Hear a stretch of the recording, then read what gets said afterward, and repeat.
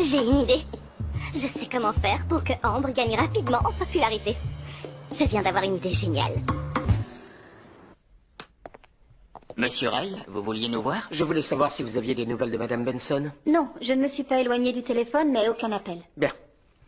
S'il sonne, ne répondez pas, d'accord? Je m'en occupe. Bien. Et vous, Miguel, demandez au personnel de sécurité de me prévenir dès l'instant où elle reviendra. Aucun problème, je vais transmettre l'information. Bien, merci. À plus tard.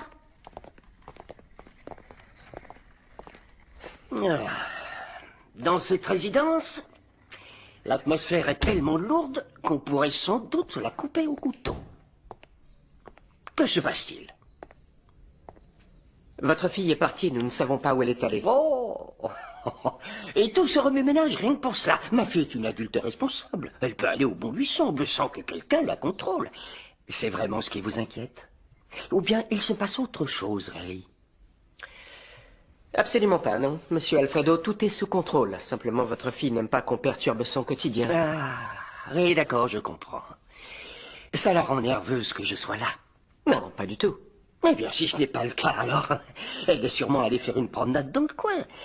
Ou aller voir une galerie d'art. Et en y réfléchissant, qui vous dit qu'en ce moment, elle n'est pas avec son amoureux?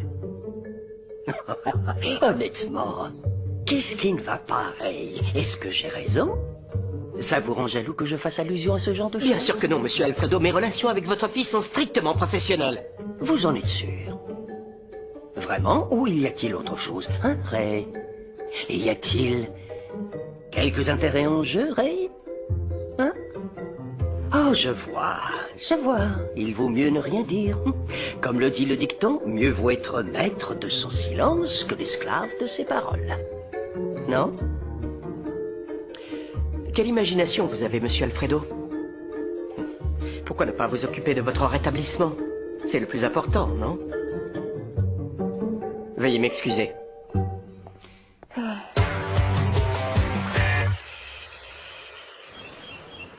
Ils ont dit que ça aurait lieu au Mexique, mais je sais rien d'autre. Mais j'ai trop hâte qu'on commence à patiner. Mais tu devrais patiner avec... Mais pourquoi la compétition sera au Mexique? Non, je t'explique, pas en totalité, juste la finale. Mais commençons par le début. On doit d'abord former une équipe complète. Bon, nous, on veut participer. Oui, tu peux compter sur nous. Parfait. Et je compte aussi sur toi, Nina, pas vrai? Non, du moins, je veux dire, tu peux compter sur moi, mais pas pour patiner. Oh, mais pourquoi pas? Nina, pour une fois dans ta vie, il faut que tu prennes des risques. Luna, tu veux que tout le monde me voie chuter en plein milieu de la piste? Non, impossible. Tu sais quoi? Dans mon rêve, tu patinais super bien. Oui, comme tu dis, dans ton rêve, mais là, c'est la réalité. Tu savais que moins de 40% de ce qui se passe dans les rêves se passe dans la vie réelle. Nina, j'ai aucune patience. Il faut que tu m'aides à débloquer ce portable. C'est le portable de qui? De Nico. De Nico? Mais pourquoi? Bon, laisse-moi t'expliquer. Jim a laissé un message horrible à Nico parce qu'elle pensait qu'il sortait avec une autre fille. Oui, avec Paula. Elle s'appelait Paula. Sauf qu'elle s'est fait des films, comme je lui avais dit. Alors elle a voulu emprunter le téléphone de Nico pour supprimer le message et on l'a bloqué parce qu'on n'avait pas le bon code et qu'on en a essayé une tonne. Du coup, il s'est éteint. Tu sais quoi, je pense que tu devrais aller lui en parler. Sinon, tu vas avoir de gros problèmes avec lui. Oui, je lui ai dit 1000 fois déjà. Oui, je sais, mais bon, maintenant...